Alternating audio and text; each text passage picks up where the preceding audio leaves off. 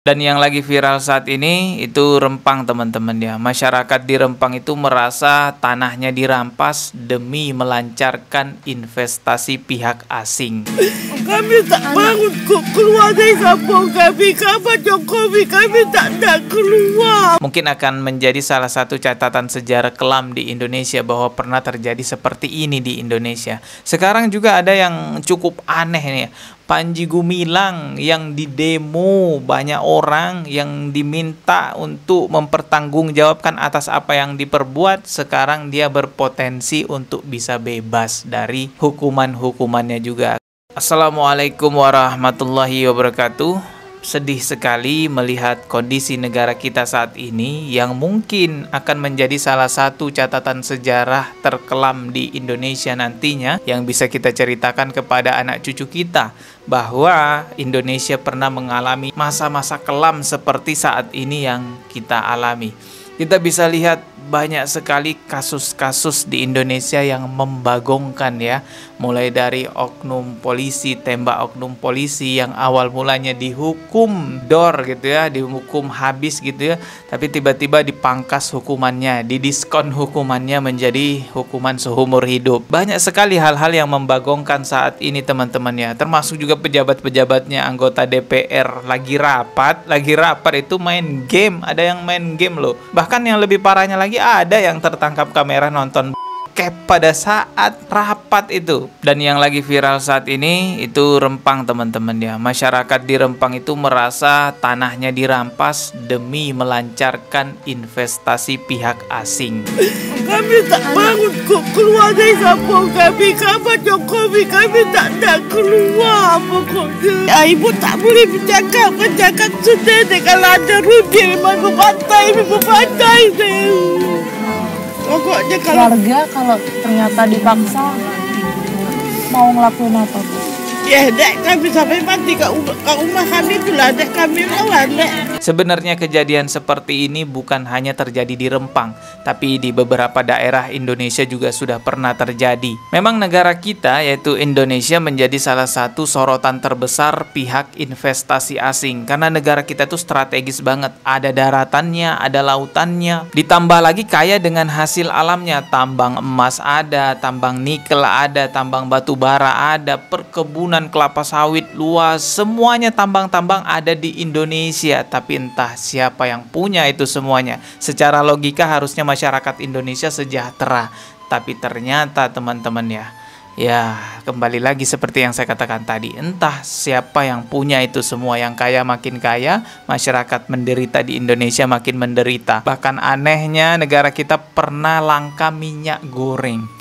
Padahal Indonesia itu kita tahu perkebunan kelapa sawitnya luas banget. Itulah saya bilang tadi membagongkannya. Ini aneh sekali di negara kita. Mungkin akan menjadi salah satu catatan sejarah kelam di Indonesia bahwa pernah terjadi seperti ini di Indonesia. Sekarang juga ada yang cukup aneh nih.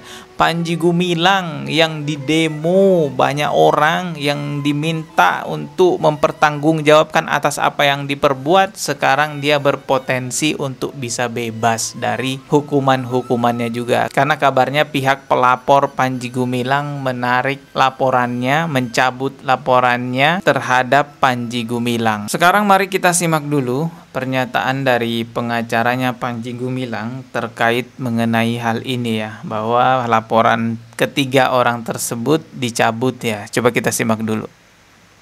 Untuk perkara tentang penodaan agama klien kami yaitu Profesor Dr. C.H. Panji Gumilang.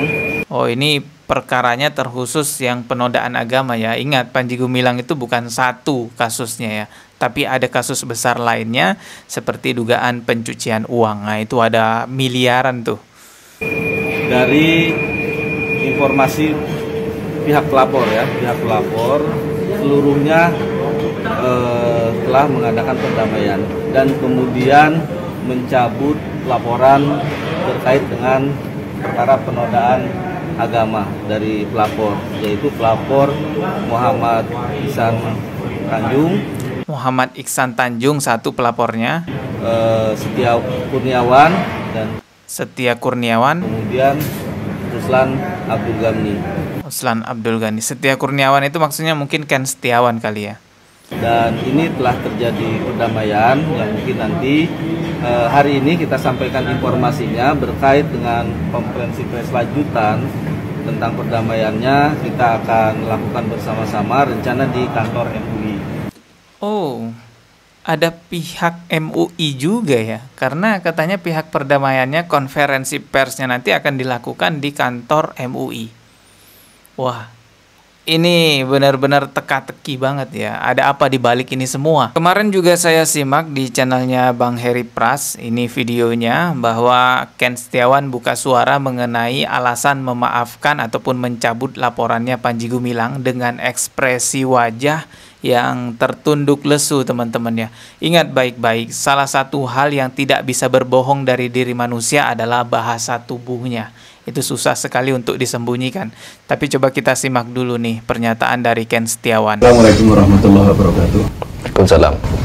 Melihat perkembangan yang positif.